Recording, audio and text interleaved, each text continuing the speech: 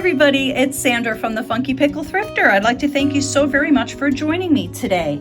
I've been testing silver and gold jewelry for years and years and years, and I realize that some people maybe have never tested jewelry before or very rarely have. So in today's video, I want to talk about testing silver jewelry, and I'm going to go nice and slow for anybody who is a beginner. For today's purposes, we're going to use the sterling silver solution, or silver solution, I should say, and the 18 karat gold testing solution. The other thing we like to use is the 22 karat, and that's just to clean our glass stones.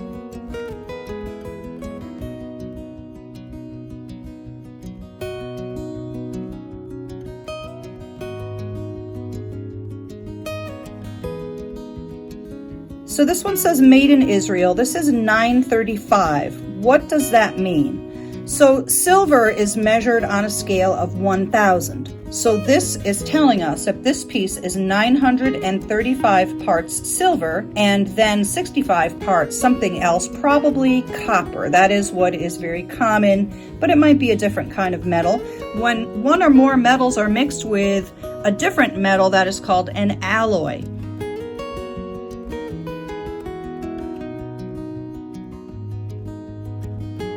It is very, very unusual to have jewelry that's 100% silver because silver is very soft, wouldn't be durable, wouldn't really make a lot of sense to make jewelry out of 100% silver.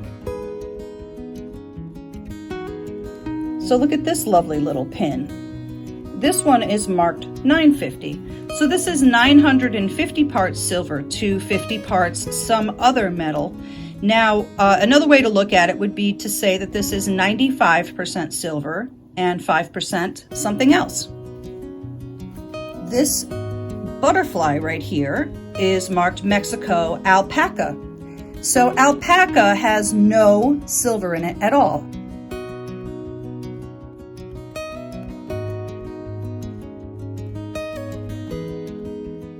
And then I have this ring.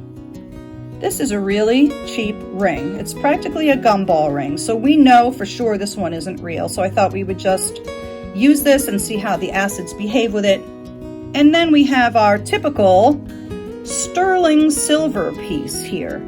So sterling is the standard that you see a lot. That is 925 parts silver and then 75 parts something else, usually copper.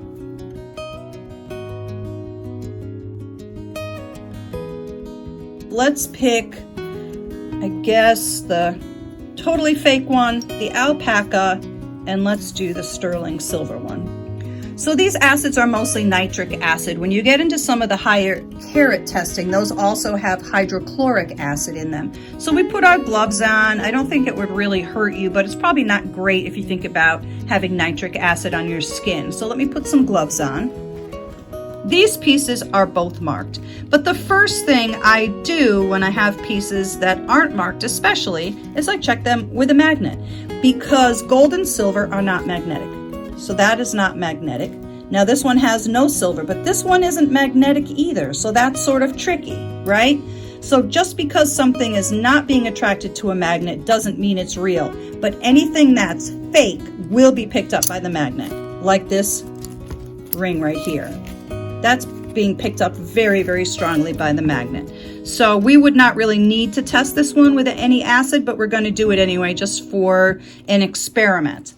The other thing that should never be overlooked is to just use your eyes on pieces.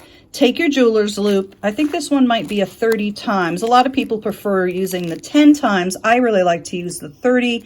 So have a look at your jewelry if something's unmarked and you're unclear. If you look at it with a loupe and it's just plated or it's not real at all, you can often tell that by looking through a loupe. You can see places where maybe the plating has rubbed off a little. That way you don't have to go through all this trouble. You can just rule stuff out right away. So stuff that looks discolored underneath, you can tell it's plated, we don't check. And also things that are magnetic, we don't check. We're going to test for silver with two different methods today. Some people prefer filing the back of a piece and putting the silver solution directly on it. I don't like doing that. I think that it is a little bit better if you just scrape a little bit off. That's just my preference.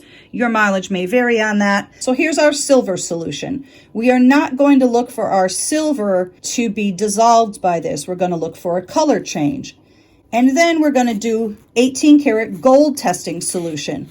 But what will happen is the silver will react a certain way with this solution. It's going to be very different than the way it reacts with our silver solution. And then we have our 22 karat so that we can clean our stone afterwards. So let's take our piece of sterling. Let's rub some off. I'm going to be firm but gentle, if that makes sense.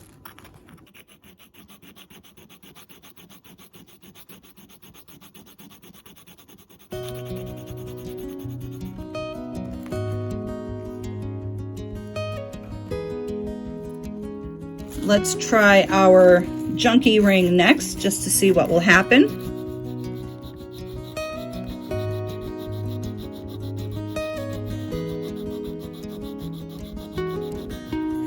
So when you get used to testing a lot of jewelry, you can usually just feel by the way the scratch comes off that it's fake.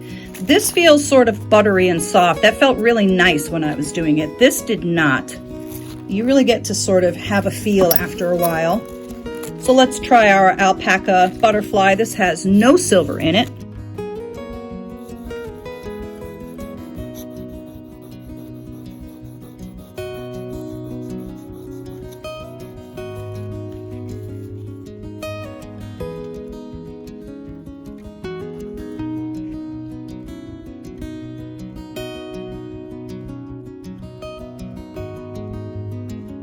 Here's an ordinary stick of butter. So let's rub the corner of this butter on this plate, and then we'll just take a look at the butter. And you'll see it's not like it's damaged, but it does have a little mark that's left. Yeah, that's sort of similar to what it looks like when you rub a piece of gold or silver on the stone. You pick up a loop. It's not usually visible with the naked eye, but you can sort of see that somebody rubbed a little bit off. So let's start out first with our silver solution.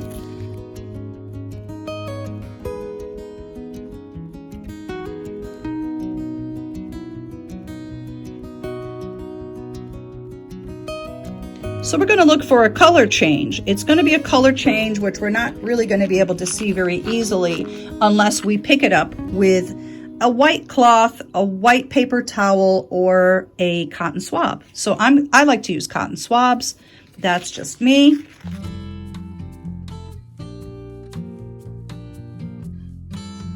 What we would expect on this cheapo thing is for this to not turn red.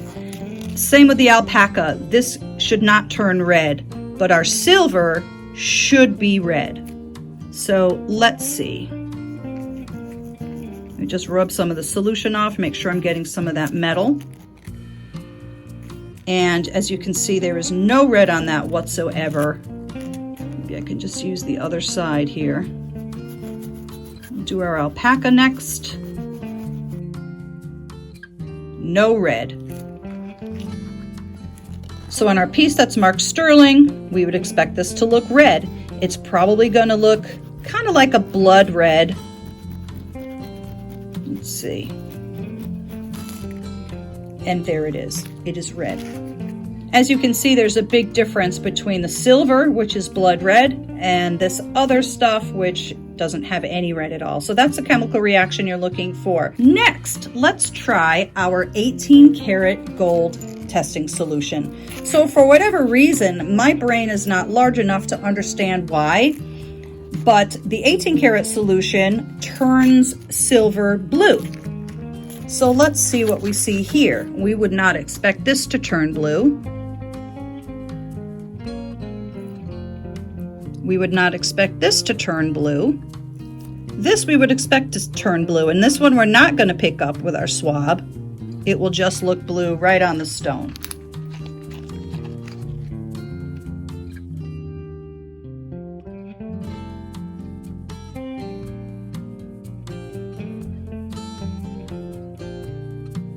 So that's what we're looking for. Blue means silver. So let me wipe down the stones.